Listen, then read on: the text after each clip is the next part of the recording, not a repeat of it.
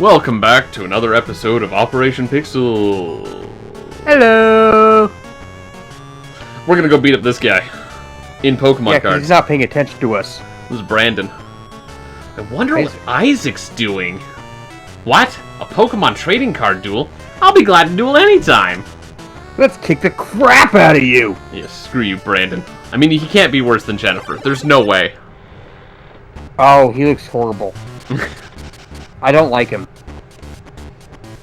Well, we'll see what he's up to. I'm guessing Isaac is the gym leader. Because I don't know if he'd reference anyone who isn't that important. Alright. Looks like we're starting with Machop again. You got him a chop. Yeah, technically my ground-type Pokemon would be better here just because they have resistance. But, what the hey, you know? You got a bill. Yep. This guy's also 4 prizes. Hey, I get to go first. Yay! Going first is really good. Hey, Professor Oak, good to see you, buddy. Yay! Alright, let's just energy up Machop real quick. Let's check out Electabuzz, see what we're looking at here. Light Screen. Oh, it does half the damage. Okay. Alright, this is what threw me off with the Game Boy game, is because sometimes one Pokemon had 2 weaknesses. No Pokemon has 2 weaknesses. I'm not sure what you're thinking of.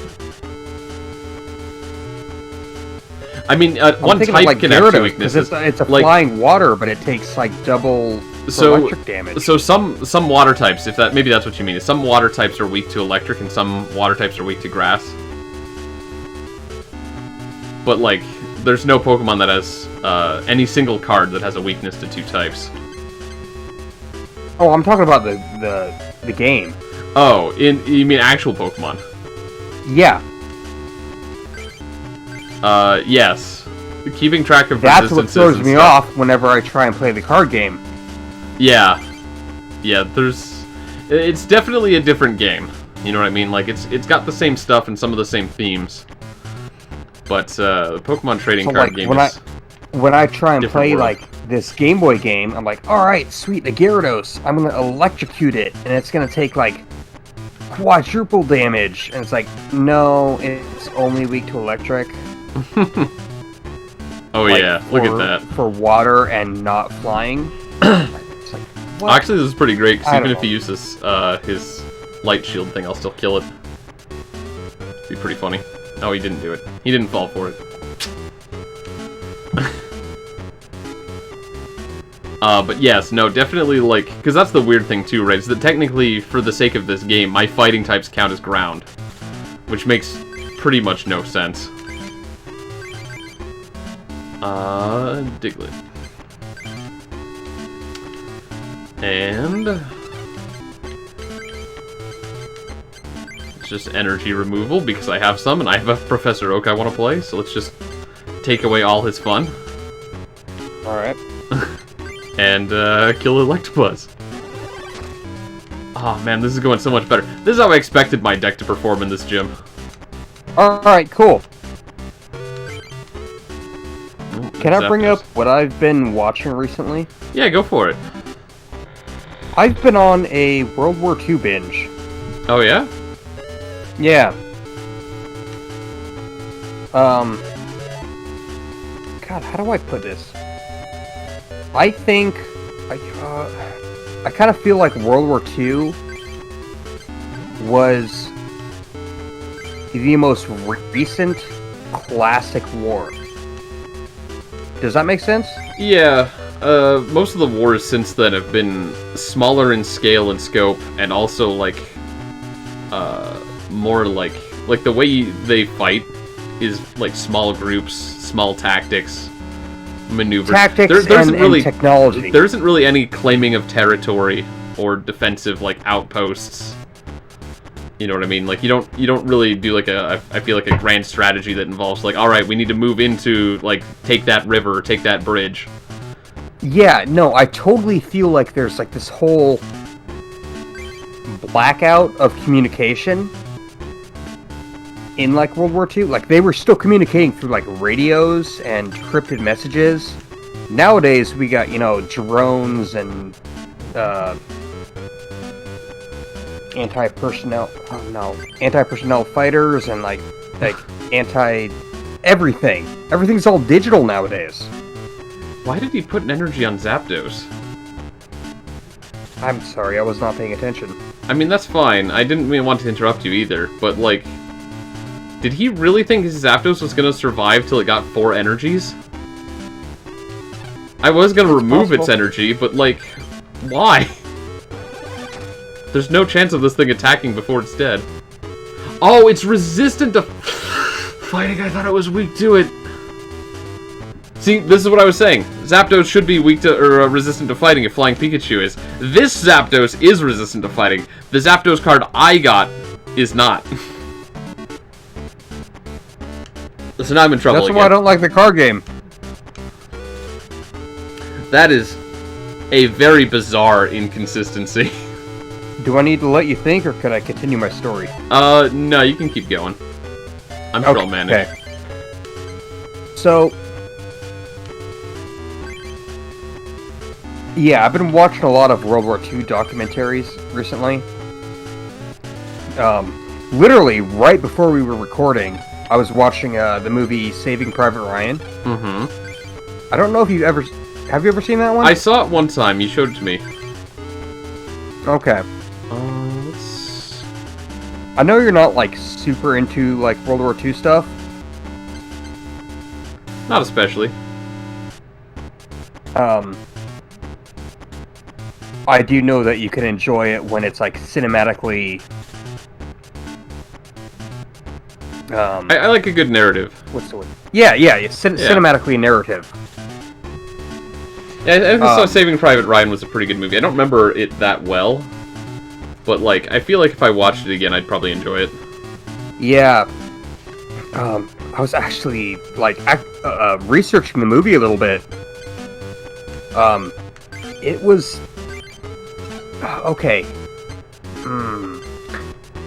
For those who don't know, Saving Private Ryan is a movie about a group of soldiers that have to go find one brother out of 4 who have survived the invasion of Normandy, Germany.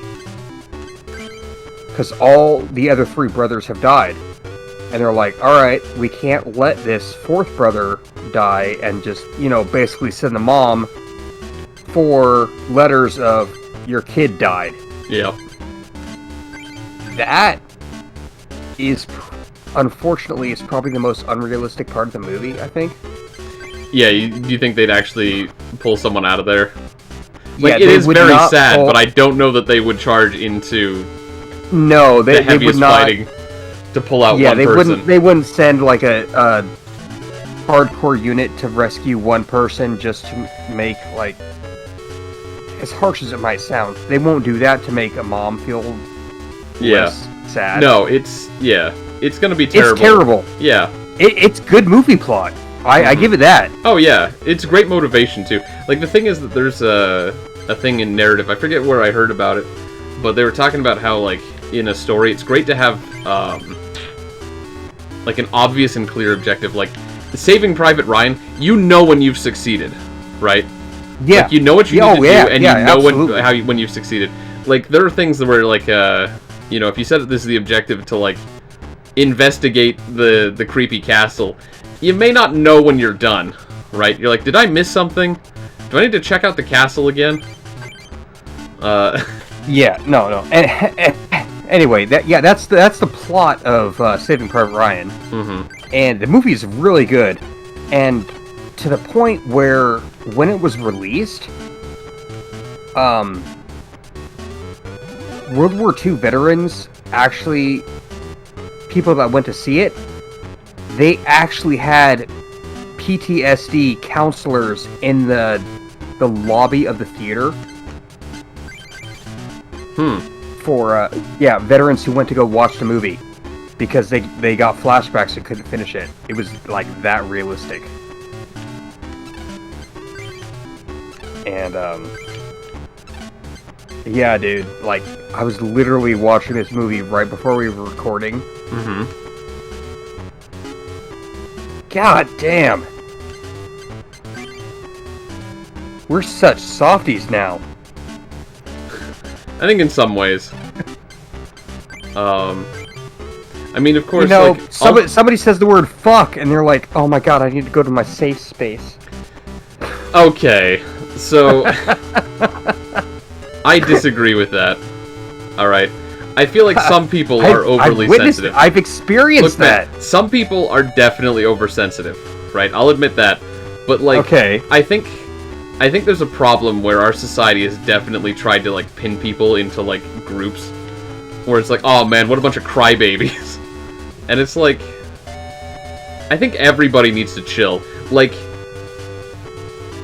on both sides of that, right? I'd say that you need to chill and be a little bit more forgiving of these people with their problems, and they need to be a little more chill if they are upset that easily. You know what I mean? Yeah, no. I get it. Because yeah, I don't want to give anyone a hard time because people have No, different I'm not boundaries. trying to give anyone a hard time. I'm Yeah, just yeah. like, Well, yeah, dude, you know, you had people that were like 16 years old witnessing their buddy's legs getting blown off, mm-hmm. and now they're like, you say a bad word, and like, I need to be away from you for a while. Alright, I'm damaging my know, own it's guys with my Doug Trio. I'm not even paying attention. I'm talking about Fine. World War II. It's fine. Don't worry about it. I just gotta kill this Zapdos. It just kind of like how different generations are. Mm-hmm. I guess that's what I'm mean, trying to bring up. I will say that the thing is, I feel like in that specific context, and I don't know that this is true, but I feel like our generation might be capable of the exact same kind of situations. The issue is that we've never been If put it in. happened. Yeah, because that's the thing, right? Like, if I saw a guy get shot to death right in front of me, I genuinely don't know how I'd feel about it, right? Or, like, if I saw, like, you know, something terrible happening, like, I don't know how I'd react to it. I know how I'd want to react to it, to some degree. You know, you want to be able to help people, or try to intervene and, like, stop violence, or whatever else.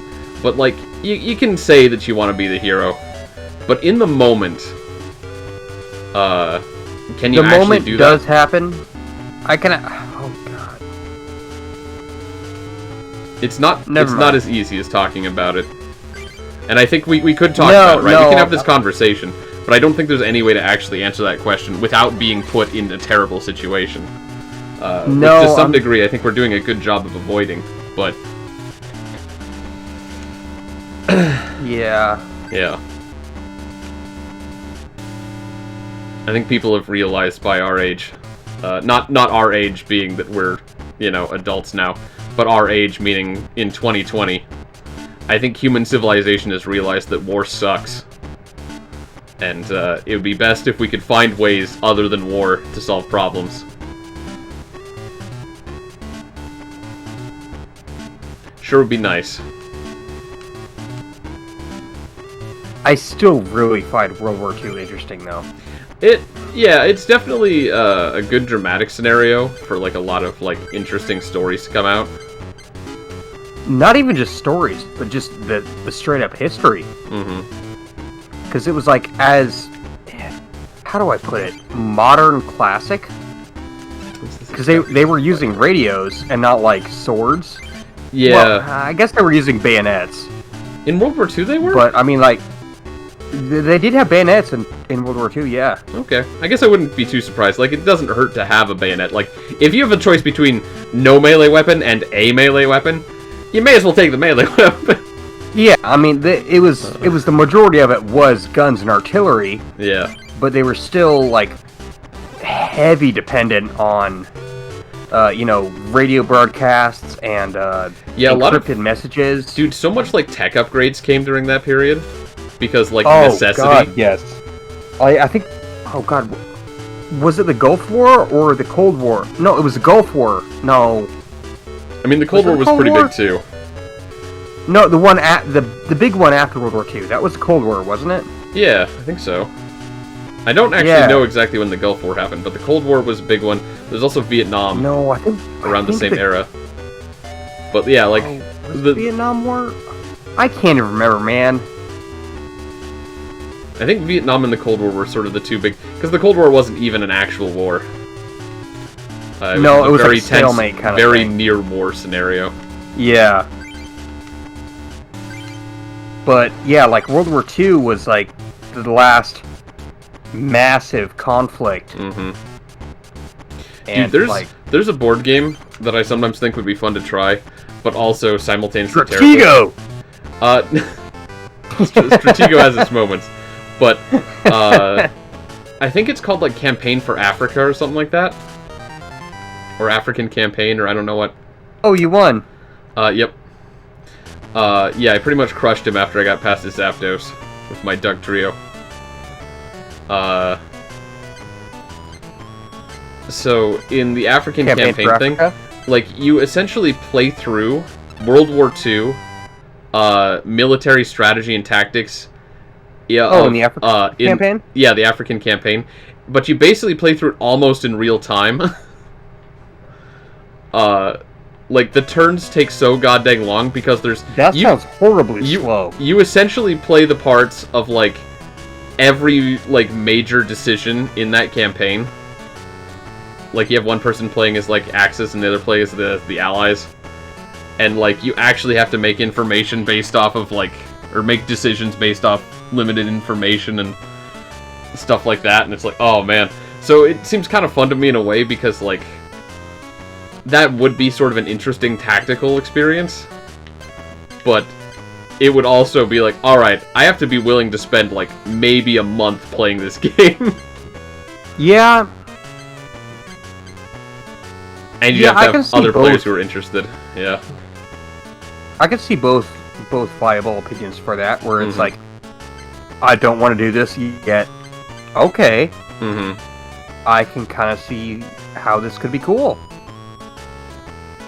How are we doing on time? We're doing okay-ish. I'm at least going to start fighting this guy. Alright. Lightning Pokemon can attack the opponent's bench. Lightning Pokemon are the toughest Pokemon. How about it? You know, that's not what the guy at the Rock Gym said. Nicholas? Nicholas. Oops. Oh, Nicholas. It does look kind of like Nicholas. It looks like an M, doesn't it? A little bit, yeah, now that you say it. I mean, it's because the font is bad. Would you like to duel Nicholas? Yeah, you can see down there, match, the letter M. That's an M. Yeah. It's a very slight difference from N. Very slight. That's Nicholas. Alright, we're gonna battle... Let's fight Nicholas! We're fighting Lightning Club member Nicholas. Boom Boom Self-Destruct Deck! Oh, that doesn't sound good. Well, it sort of depends, I guess. On if you can deal with my resistance to lightning. No, he didn't get any Unless basics. he has a flying Pikachu. Yeah. I don't think so. If he's doing Boom Boom Explosions, He's probably got like an Electrode or something. yeah, Electrode, Voltorb, that kind of thing.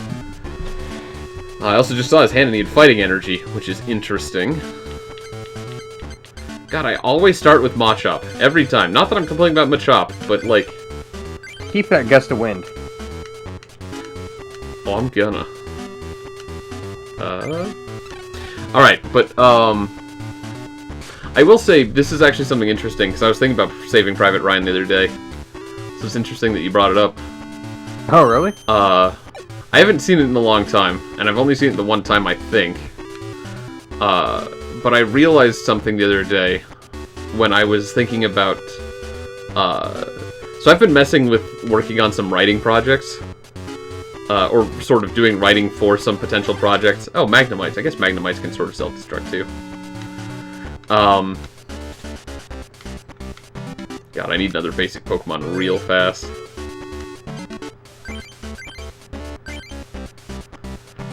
Really quick. Oh, is he? This is only Pokemon? This is only Pokemon. It's weak to fighting.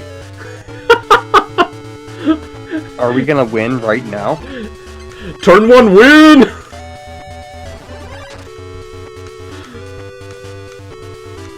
Oh, wow. Did we just... Yeah, Mikkolas has no Pokemon. He can't play anymore. I win. I just beat Mikkolas on turn 1. Mikkolas? Okay, oh god, what was the chick's name? What was the lady's name again? Jennifer. Jennifer. Jennifer was the worst one, and that was the first one. Yeah. First is the worst. Alright, My Lightning deck lost, I can't believe it! After he said Lightning Pokemon were the best. Oh man, that was great. I like this guy, I'm gonna beat him up some more later. I'm actually kind of curious about what you were going on before. Like, you were having some, like... Yeah, sorry, I plan? got distracted by how easy No, I get it, I get was. it. So... like I said, I was trying to think of some writing stuff for some side projects that I'm sort of debating, working on. And something that sort of, I came across. You will totally lose next time. Looking at my references, and stuff like that. I suddenly realized that, let's see, I'm going to end the episode here, so I'm not going to start anything. But, oh, okay. I realized that I think as a person, enjoy tragedy in stories. I don't know why that is, but like a lot of my favorite things are tragic. And you are a fan of Roman culture, and there's a lot of tragedy. Yeah, but like, I mean tragedy though, not strategy. Tragedy. No, I said tragedy. Okay. It might have come off. I thought I heard you say strategy, and I was like, yes, I also play a lot of Roman strategy games. It sounds similar, and there's a lot of tragedy and strategy in Rome. But yeah, like one of my favorite series is Berserk, and that is straight up a tragedy. One of my favorite movies is Seven Samurai, and that one's a tragedy. Which is why I was thinking that I should watch Saving Private Ryan again when I have some time to really invest in it, because it's also a tragic story. Yeah, I mean, Seven Samurai, what is it, that like 4 hours long? Yeah, it's like 3.5, something like that, yeah. It's a long movie. Saving Private Ryan is like 2. Yeah. I mean, the thing is that they're both sort of like not movies you would watch for fun at a friend's house, necessarily. Yeah, I get that. But yeah, like, if you're hanging out with friends, you want to hop on something like Scott Pilgrim this. or Pacific Rim. You know, something that's fun. Oh god, Scott Pilgrim is amazing. Right, so, but like, Saving Private Ryan or like Seven Samurai, like they're good movies, but they're kind of a downer.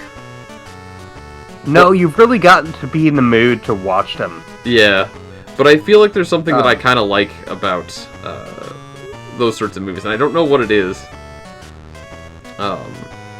But it's something that I gotta be aware of. Now that you bring it up, what's up? I see that in you. Yeah.